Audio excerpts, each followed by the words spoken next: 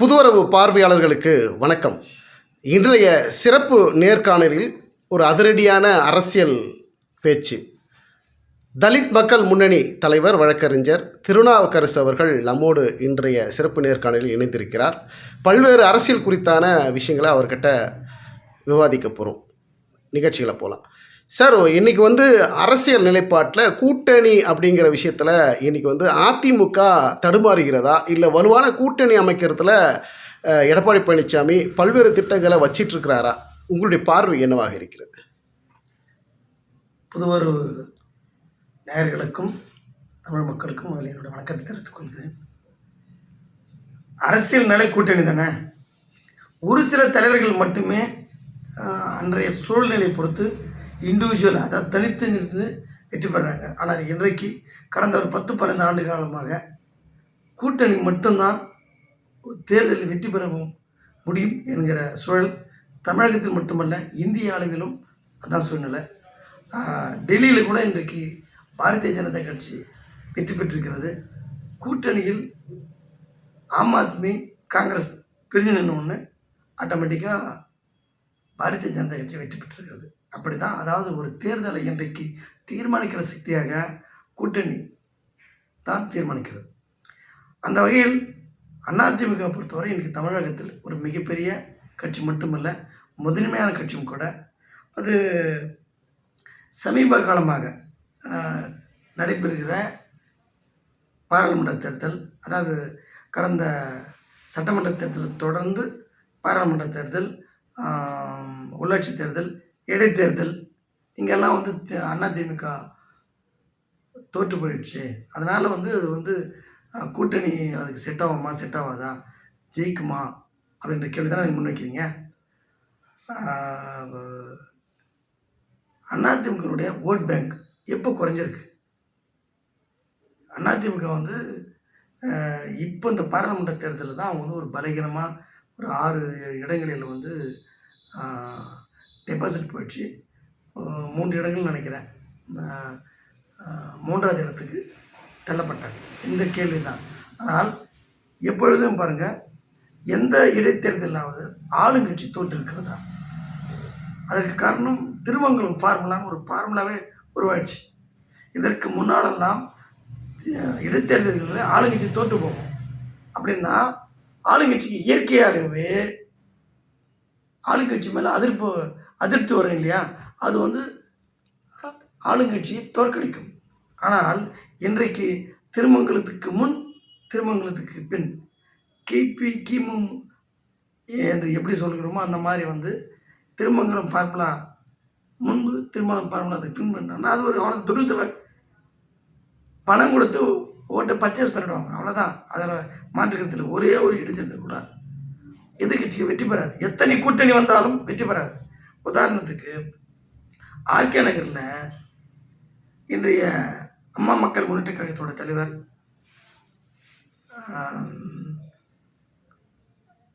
அவர் பேர் என்ன, டிடிவி தினகரன் அவர்கள் மிகப்பெரிய அளவில் வெற்றி பெற்றார்.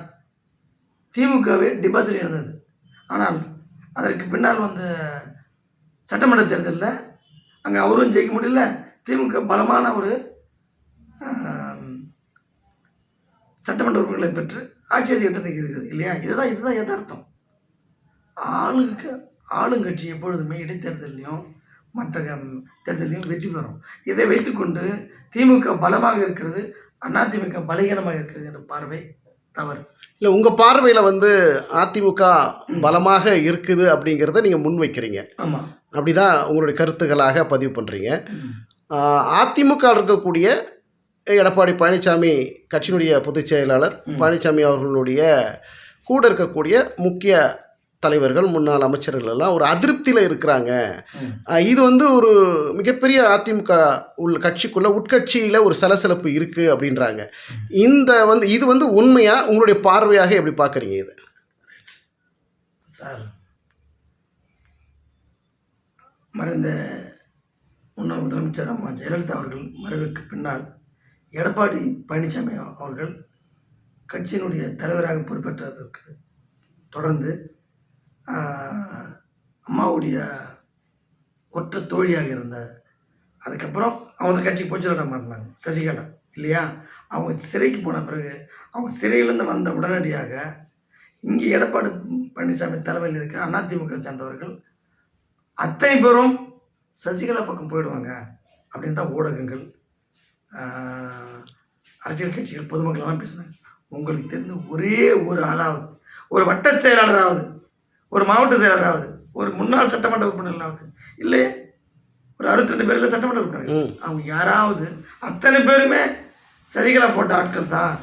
அத்தனை பேருமே நகரத்துலேருந்து மாவட்ட மாநிலம் வரைக்கும் சசிகலா தான் கட்சியை நடத்துனாங்க, அவங்க தான் கட்சியை உருவாக்குனாங்க. அம்மா வந்து பேசுவாங்க, இவங்க தான் கட்சியை நிர்வாகம் பண்ணாங்க, இப்படியெல்லாம் பேசுனாங்க. எத்தனை பேர் அந்த அம்மா ஜெயிலேருந்து போய் வெளியே வந்த பிறகு அவர்களை வரவேற்கிற பொழுது தினகரன், அம்மா மக்கள் முன்னேற்ற கழகத்தில் தினகரன் வந்து அப்படியே அவங்க பெங்களூர்லேருந்து சென்னை வரதுக்கு 3 மணி நேரம் ஆகும். ஆனால் ஒரு அரை நாள் அவங்க வந்து சேரத்துக்குலாம் அவ்வளோ மக்கள் கூட்டம் பூவை வைத்து கொட்ட மாதிரியும். அவங்களாம் எங்கே போனாங்க? எத்தனை அதிமுக இருந்து யாருன்னா ஒரே ஒரு வட்ட செயலராது போனாங்களா? போகிறவங்க போய் திமுக சேர்ந்துடுறான், இல்லை மாற்றுக்கட்சியில் சேர்றான். ஒரு ஆட்கள் கூட சசிகலா பக்கம் போகவே இல்லை. அப்படி என்றால் அந்த கட்சி கட்டுக்கோப்பாக அண்ணன் எடப்பாடி பழனிசாமி தலைமையில் தான் இருக்கிறது என்பது தான் உதாரணம். இல்லை, இந்த இடத்துல ஒரு கேள்வி.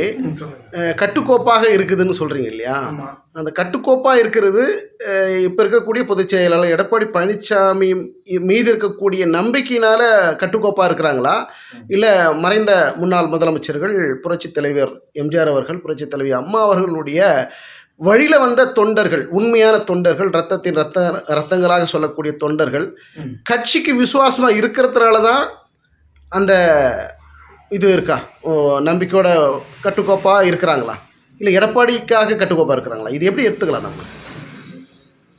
இதில் நான் வந்து சூப்பர் ஸ்டார் ரஜினிகாந்த் ஒரு கேள்வி பதில் சொன்னார், ரொம்ப அருமையாக சொன்னார். 10 நாள் தாங்குவாரா எடப்பாடி, 1 மாதம் தாங்குவாரா அப்படின்னு தான் நம்மலாம் பேசணும்.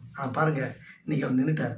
நிச்சயமாக ஆனால் எடப்பாடி பழனிசாமி அவர்களுக்கு ஒரு ஆளுமை திறமை, அவருக்கு மக்கள் செல்வாக்கு இருக்குதா இல்லையா, தேர்தலில் தோற்று போட்டாராக, கூட்டணியில் மீண்டும் கூட்டணியை ஒருங்கிணைப்பாரா, அதுதான் உங்கள் கேள்வி. அதுக்கு நான் பின்னாடி வரேன். ஆனால் இன்றைக்கி அத்தனை ஜாம்பவான்கள் இன்றைக்கி அவர் கீழே தான் இருக்கு. யாரும் அவரை விட்டுட்டு வெளியே போகல, யாரும் ஒருத்தர் கூட போகல. ஓப்பன்னீர்செல்வம் வந்து ஆரம்பத்தில் வெளியேற்றிட்டார் இல்லையா, ஒருத்தர் கூட போகாமல். ஒருத்தரும் வெளியே போகலன்னா கட்சி சிதைந்து விடக்கூடாது, பிளவுபற்றக்கூடாதுங்கிற ஒரு அக்கறையிலால் வெளியில் போகலை அப்படின்னு எடுத்துக்கலாமா? ரெண்டும் ஒன்று தான். ஆமாம், எல்லாருக்கும் அது எடப்பாடிக்காக தான் பிளவு ஏற்படலை, வெளியே போகலன்னு எடுத்துக்கலாமா, இல்லை கட்சி பிளவுபடக்கூடாது, இது ஒரு மாபெரும் இயக்கம், மாபெரும் இரு தலைவர்கள் கட்டி காத்திய இயக்கத்தில் நம்ம பிளவுபட்டு வெளியே போகக்கூடாதுங்கிறதுனால இருக்கிறாங்களா? இன்றைக்கு திமுக வந்து கூட்டணி பலமாக இருக்குன்னு நீங்கள் ஆரம்பத்திலே சொன்னீங்க இல்லையா. அம்மா அதிமுகவுடைய தலைவர் மறைந்த அம்மா முதலமைச்சர், முன்னாள் முதலமைச்சர் அம்மா ஜெயலலிதாவாக இருந்தாலும் சரி, முன்னாள் முதலமைச்சர் திமுகவோட தலைவர் டாக்டர் கலைஞர் கருணாநிதியாக இருந்தாலும் சரி, அவங்ககிட்ட காலையில் நேற்று கூட்டணியில் இருப்பாங்க, பொழுது விழுந்த உடனே இன்னொரு கூட்டணியில் போய் சேர்ந்த வரலாறுலாம் உண்டு.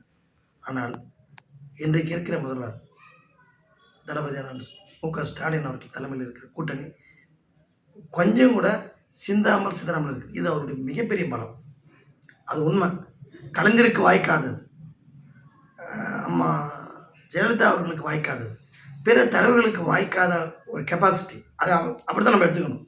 அவருக்கு மக்கள் செல்வாக்கு இருக்குது, அவர் ஒரு கரிஸ்மாட்டிக் லீடரா, அவர் வந்து மக்கள் தலைவரா, அந்த கேள்விகளை நான் போகல. ஆனால் கூட்டணியை சிந்தாமல் சிதறாமல் கலைஞரை விட அம்மா ஜெயலலிதாவை விட பாதுகாக்கிற ஒரு திறமை ஸ்டாலினுக்கு இருந்து வருகிறது என்பதற்கு இந்த 11 ஆண்டு 12 வருஷம் கூட்டணியை வந்து ரொம்ப கஷ்டம். அது கம்யூனிஸ்டுகளையும் விடுதலை சிறுத்தை போன்ற கொள்கைவாதிகளெல்லாம் கூட்டணியில் வந்து தக்க வைப்பது என்பது சாதாரண விஷயம் இல்லை. கூட்டணியில் இருந்து விமர்சனம் பண்ணுறாங்க இவங்கெல்லாம், ஆனாலும் அவர்களை தக்க வைப்பது அது ஒரு கெப்பாசிட்டி. அதே போன்று தான் எடப்பாடி பழனிசாமி அவர்களுக்கும் அவரை விட பெரிய பெரிய ஜாம்பவான்கள் தான். நம்ம செங்கோட்டையன் கூட இப்போ ஏதோ சொன்னாருன்னு சொன்னீங்க, ஆனால் கட்சி விட்டு யாரும் வெளியே போலையே. ஆரம்பத்துலேருந்தே ஓப்பன்னீர்செல்வத்துக்கு இவருக்கு வந்து நீயே நானான்ற போட்டி இருந்தது, அதில் அவர் ஜெயிச்சிட்டார், எடப்பாடி பழனிசாமி ஜெயிச்சிட்டார். இன்றைக்கும் பெரிய பெரிய ஜாம்பவான்கள் எம்ஜிஆர் காலத்தில் இருந்தவர்கள், அம்மா ஜெயலலிதா காலத்தில் இருந்தவர்கள் அத்தனை பேருமே இன்றைக்கு எடப்பாடி பழனிசாமி அண்ணனுடைய தலைமையை ஏற்றுக்கொண்டு அந்த கட்சியில் தொடர்கிறார்கள். ஏன்னா அவர் வந்து பலமாக தான் இருக்கிறார். கூட்டணி என்பது வெற்றி பெற ஒரு பார்வை இருக்கிறது. திமுக வந்து ஆளுங்கட்சி, பணபலம், படைபலம், அதிகார பலம் அத்தனையும் இருக்குது. அதில் அதை பிஜேபி எதிர்க்க வேண்டிய ஒரு சூழல் நமக்கு தேவை இருக்கிறது. அதனால் இந்த கூட்டணியில் தொடருவோன்னா அந்த கூட்டணி சிதறாமல் அப்படியே கண்டினியூ பண்ணுறாங்க. ஆனால் இது வரைக்கும் நடந்தது பாராளுமன்ற தேர்தல். அந்த சட்டமன்ற தேர்தல் முடிந்த பிறகு வரப்பு வருகிற தேர்தலில் நிச்சயமாக கூட்டணி மாறும். ஆனால் எடப்பாடி பழனிசாமி அவர்கள் ஒரு மிகப்பெரிய வெற்றி பெறுவார்னு தான் நான் நினைக்கிறேன். இல்லை, கட்சி வலிமையாக இருக்குது அப்படின்னு உங்களுடைய கருத்தாக நான் எடுத்துக்கிறோம். அதே நேரத்தில் அதிமுகவில் இருக்கக்கூடிய தலைவர்கள், செங்கோட்டையன் ஆகட்டும், எஸ்பி வேலுமணி ஆகட்டும், தங்கமணி ஆகட்டும், இப்படி பல்வேறு மூத்த தலைவர்கள், முன்னாள் அமைச்சர்கள், பொதுச் செயலாளர் எடப்பாடி பழனிசாமி மீது ஒரு சிறிய அதிருப்தியில் இருக்கிறாங்க அப்படின்னு ஒரு விமர்சனம் வந்து சமீப நாட்களாக ஒரு செய்தியாக ஊடகத்தில் நம்ம பார்க்குறோம். இதை நீங்கள் எப்படி பார்க்குறீங்க? அப்படிப்பட்ட ஒரு விரிசல், அப்படிப்பட்ட ஒரு பிளவு, அப்படிப்பட்ட ஒரு கசப்புத்தன்மை அந்த தலைவர்கள் மத்தியில் இருக்கா? அப்படி இருந்ததுன்னா அதிமுகவுக்கு இது ஒரு மிகப்பெரிய சரிவாக இருக்குமே. இது உங்களுடைய கருத்து எப்படி பார்க்குறீங்க? எல்லா அமைப்புகளிலும், எல்லா கட்சிகளிலும், எல்லா ஒரு சாதாரண ரசிகர் மன்றம் இருந்தால் கூட இந்த மூத்த தலைவர்கள் மத்தியில் ஒரு போக்கு, ஒரு மனஸ்தாபம், ஒரு சங்கடங்கள் இருந்தால் தரும். ஏன் இன்னைக்கு பலமான கூட்டணி வைத்து கொண்டிருக்கிற திராவிட முன்னேற்ற கழகத்தோட தலைவர் ஸ்டாலின் அவர்களே வந்து தூங்கி எந்திரிச்சுன்னா பேப்பரை பார்க்குறேன், இன்றைக்கி எந்த மந்திரி, எந்த நிர்வாகி என்ன பேசி வச்சுருப்பாங்க, என்னால் நிம்மதியாகவே தூங்க முடியல அப்படின்னு ஒரு முதல்வரே நீங்கள் சொன்ன சிந்தாமல் சிதறாமல் கட்டி காக்கிறவர் என்று சொல்லப்படுகிற இவரே இப்படி சொல்கிறாரு. எதிர்கட்சி ஆளுங்கத்தில் இருக்கிறாங்க, அவங்ககிட்ட எத்தனை மன கஷ்டம் இருக்கும், எவ்வளோ முரண்பாடுகள் இருக்கும். புது நிர்வாகிகளை போடுறது, அவர் யாரையும் மாற்றவே இல்லை. தவறுகள், மனஸ்தாபம் இருக்கும், அது இருக்க தான் செய்யும். ஆனால் ஒருத்தர் வெளியே போகவும் மாட்டார்கள். இன்றைக்கு வரைக்கும் இந்த 4 வருஷம் முடிஞ்சு போச்சு. நிச்சயமாக அந்த வகையில் எனக்கு இந்த எடப்பாடி பழனிசாமி மீது மிகப்பெரிய மரியாதை உண்டு. எல்லாரையும் அவர் வந்து கண்ட்ரோல் தான் வச்சுருக்காங்க. சமீப கூட்டங்களில் எடப்பாடி பழனிசாமி சொல்லக்கூடிய ஒரு கருத்து, தேர்தல் நடக்கிறதுக்கு இன்னும் 1 வருஷம் இருக்குங்க, நான் கூட்டணி பற்றி நான் பார்த்துக்கிறேன், மெகா கூட்டணி அமைப்பு அது எங்களுடைய தலைமையில் தான் இருக்கும் அப்படின்னு ஒரு நம்பிக்கையை சொல்கிறாரு. எந்த நம்பிக்கை எடப்பாடி பழனிசாமி சொல்கிறாரு? அது சாத்தியக்கூறுகள் இருக்கா? நிச்சயமாக சாத்தியக்கூறுகள் இருக்குது. இன்றைக்கே வந்து கம்யூனிஸ்டுகள், விடுதலை சிறுத்தைகள், தமிழக வாழ்வுரிமை கட்சி அண்ணன் வேல்முருகன் போன்றவர்களெல்லாம் மனஸ்தாபத்தில் இருக்காங்க. நம்ம வெளிப்படையாக பார்க்குறோம் இல்லையா? காங்கிரஸ் கூட எங்களுக்கு கூட ஆட்சியில் பங்கு வேணும்னு தான் கேட்குறாங்க. ஆனால் அவங்களாம் வெளியே வருவாங்களான்னு தெரியல. இவர்கிட்ட ரகசியமாக கூட பேசிகிட்டு இருக்கலாம், நாங்கள் தேர்தல் நேரத்தில் வெளியே வந்துடுவோம் கூட சொல்லியிருக்கலாம். இல்லை அவர் ஏதோ ஒரு நம்பிக்கையில் அவருக்கு தானே தெரியும் நிச்சயமாக வருவாங்கன்றது. எப்பொழுதுமே இன்றைக்கு ஆளுங்கட்சியாக இருக்கிறவங்க ஒரு சட்டமன்ற தேர்தலில் எதிர்கட்சியில் இல்லை, யாரை, எந்த கட்சியை எதிர்பார்த்து ஒரு மெகா கூட்டணி அமைக்க போகிறோம் அப்படிங்கிற ஒரு நம்பிக்கை சொல்கிறது எந்த கட்சி எதிர்பார்த்து இவர் சொல்லுவார்? நீங்கள் எப்படி பார்க்குறீங்க இதை? அவர் பிஜேபி கூட கூட்டணி இல்லைன்னு சொல்லிட்டாரு. கால சூழ்நிலை பிஜேபி கூட கூட்டணி கூட சொல்லலாம்.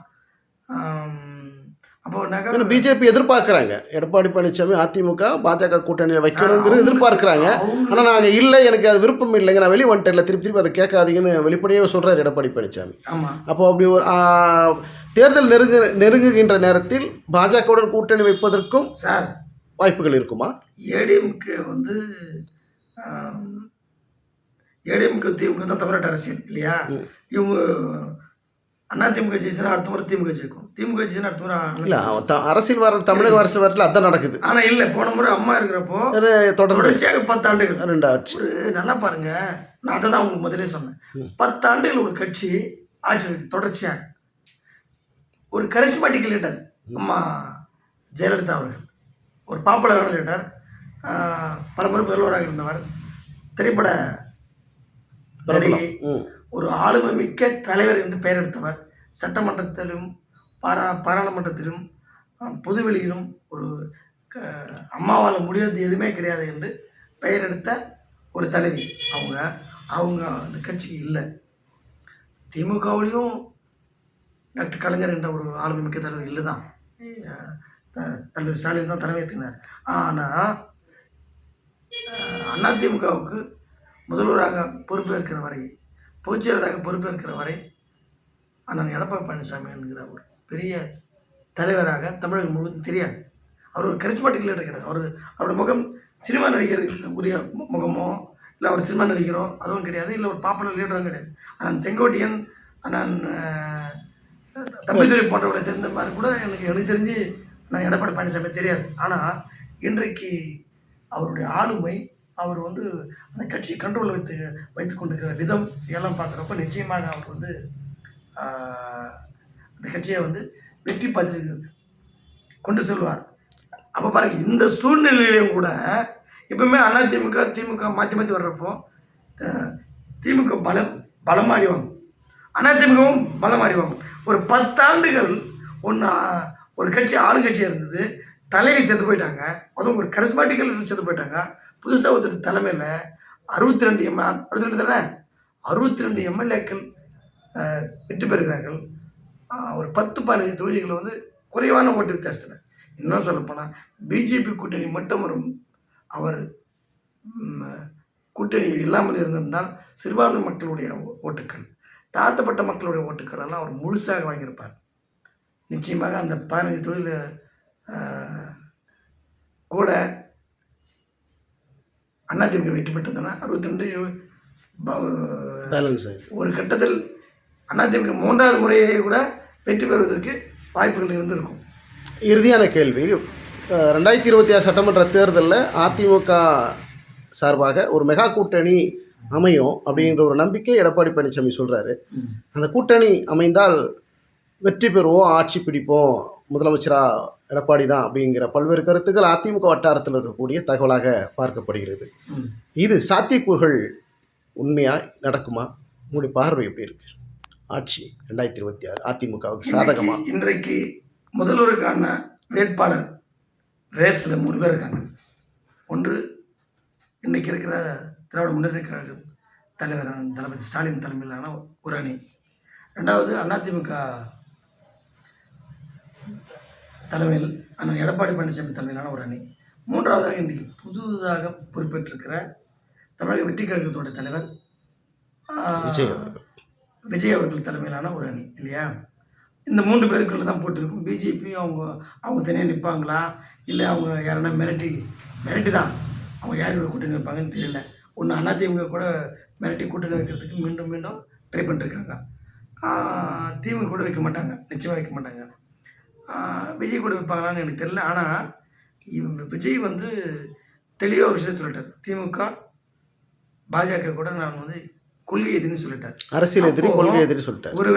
ஒரு வேளை அவர் எந்த மாதிரி யோசிக்கிறது நமக்கு தெரியல. அவங்க கட்சி ஏன்னா அவர் வந்து இன்னும் செயல்படலை. அப்படி 2ஆம் ஆண்டு தூக்கிட்டா கூட அவர் வந்து இன்னொரு அதிமுக, இன்னொரு திமுக எப்படி ஒரு கட்சியாக தமிழகத்தில் இருக்குமோ, பிஜேபி மாதிரியோ காங்கிரஸ் மாதிரி இல்லாமல் ஒரு திமுக அதிமுக மாதிரி ஒரு கட்சியை உருவாக்கியிருக்காரு.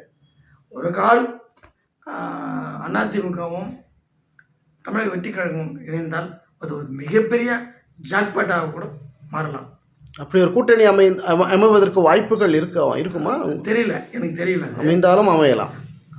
அப்போ ஊடகங்கள்லையும் உங்களை போன்ற பத்திரிகையாளர்களும் பேசிட்டாங்க அப்படின்னு சொல்கிறாங்க. நமக்கு தெரியல, நம்ம அதை தெரியாமல் வந்து நம்ம எதுவும் சொல்ல முடியாது. அது ரெண்டுமே இன்னொரு கட்சி. ஏன்னா பாஜகவையும் திமுகவையும் கடுமையாக விமர்சிக்கிற விஜய் அவர்கள் அதிமுகவை பெருசாக விமர்சிக்கவே இல்லை. இதெல்லாம் அது ஒரு உள்நோக்கமாக இருக்குமா அந்த கூட்டணி அமைப்பு? எப்பவுமே வந்து பார்த்தீங்கன்னாக்கா நாங்கள் கூட அதிமுக எதிர்ப்பதை விட திமுகவும் பிஜேபி தான் எதிர்க்கும். மத்திய மாநில அரசுகள் கண்டித்து அவங்க தான் இன்றைக்கி ஆட்சி அதிகாரத்தில் இருக்கிறாங்க. அவர்களை எதிர்த்து தான் மக்களுக்கான போராட்டம் நாங்கள் பண்ண முடியும். ஆனால் என்ன சொல்லுவாங்க, நீங்கள் அதிமுக ஆதரவாளர், நீங்கள் எப்பவுமே வந்து திமுக வச்சுட்டு இருக்கீங்க. இன்றைக்கி அதிமுக ஆட்சி இருந்தாலும் அதை எதிர்த்து எங்கள் மக்களுக்கான உரிமைகளை, எங்கள் மக்களுக்கு நடக்கிற அநியாயங்களை, எங்கள் மக்களுக்கு ஏற்படுகிற துயரங்களை எதிர்த்து பாடு கொண்டு தான் இருக்கும். இன்றைக்கி கூட நான் ஒரு வேங்க வயலுக்கு அண்ணா திமுக மேலே குற்றச்சாட்டு வைக்கிறேன்னாங்க அண்ணா திமுக அதுக்கு பரவாயில்ல தான் சொல்கிறோம். அந்த பிஜேபி காங்கிரஸ் எல்லா கட்சியுமே திமுக எப்படி கம்முன்னு இருக்குதோ அமைதியாக இருக்கிறதோ அதே போன்று தான் மற்ற கட்சிகளும் அமைதியாக தானே இருக்கிறாங்க. அப்போ நாங்கள் வந்து எல்லோரும் தானே திட்ட முடியும். ஒன்று. ரெண்டாவது, அப்படி